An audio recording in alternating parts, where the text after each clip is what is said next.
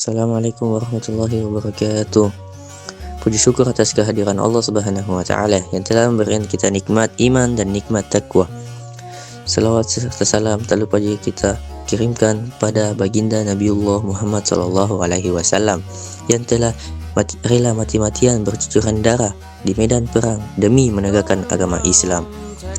Kami dari kelompok 4 akan menjelaskan tentang masuk dan penyebaran Islam di Indonesia. Yang pertama itu ada beberapa teori mengenai bagaimana Islam masuk ke Nusantara. Teori Gujarat yang mengatakan bahwa Islam dibawa pedagang Gujarat, namun teori ini mendapat kritik karena kurang bukti. Teori Mekah dikemukakan Hamka menyatakan bahwa Islam sudah masuk sejak abad ke-7 Masehi melalui pedagang Arab. Hal ini diperkuat dengan mazhab Syafi'i yang juga berkembang di Mekah. Yang terakhir, teori Persia yang melihat adanya persamaan budaya Persia dengan budaya Islam di Indonesia. Kedatangan Islam di Indonesia terbagi dalam beberapa periode. Periode pertama, abad ke-7 sampai 12 Masehi, ditandai dengan munculnya komunitas muslim awal. Periode kedua, abad ke-13 sampai 16 Masehi, penyebaran Islam semakin luas. Periode selanjutnya mulai berdiri kerajaan-kerajaan Islam. Penyebaran Islam dilakukan melalui berbagai cara. Pertama, perdagangan, karena pedagang muslim berinteraksi langsung dengan masyarakat lokal. Kedua, melalui budaya, seperti dakwah lewat wayang kulit oleh Sunan Kalijaga dan pemain anak-anak oleh Sunan Giri.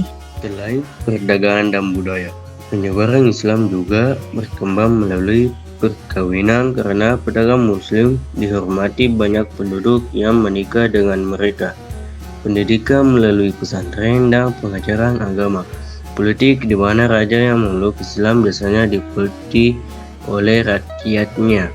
Tasawuf yaitu pendekatan dakwah yang menekankan kedekatan spiritual kepada Allah.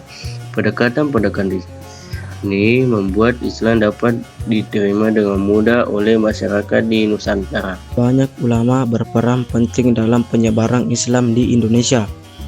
Sebelum masa Wali Songo terdapat tokoh seperti Syekh Datuk Kafi, Syekh Kuro, dan Syekh Jumadil Kubro. Kemudian muncul kelompok Wali Songo yang sangat berpengaruh dalam penyebaran Islam di Pulau Jawa. Mereka adalah Sunan Gresik, Sunan Ampel, Sunan Bonang, Sunan Derajat, Sunan Giri, Sunan Kudus, Sunan Muria, Sunan Kalijaga, Sunan Gunung Jati. Cukup sekian presentasi dari kelompok kami.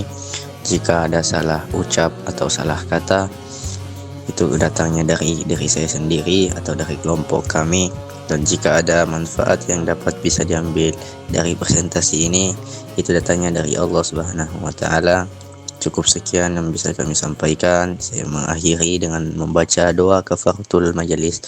Subhanallahumma bihamdik asyhadu an la ilaha illa anta astaghfiruka wa atubu ilaik.